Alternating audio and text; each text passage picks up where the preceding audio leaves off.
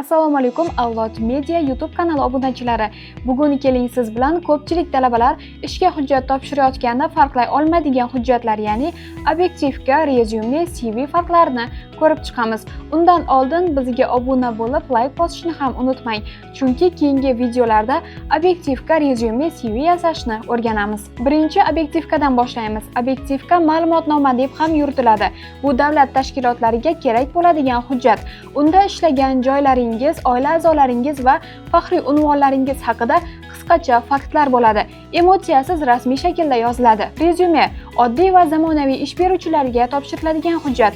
Unda qisqa ammo lo'nda tarzda tajriba, yutuq va natijalaringiz yoziladi.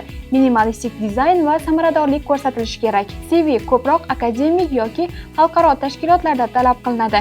Sizning ilmiy maqolalaringiz, izlanishlaringiz, grantlaringiz, konferensiyada ishtiroklaringiz va boshqa ilmiy faoliyatingiz yoritilishi kerak. Yuqorida sanab o'tilgan barcha hujjatlar sizdan ishga kirishda so'raladi. Ammo ishga hujjat topshirishdan oldin aynan sizdan qaysi biri talab qilinayotganligini bilib oling. Har birining o'z o'rni bor. Shu kabi foydali ma'lumotlarni o'tkazib yubormaslik uchun Avlod Mediaga obuna bo'ling. Keyingi videolarimizda CV, obyektivka, rezyume tayyorlashni o'rganamiz.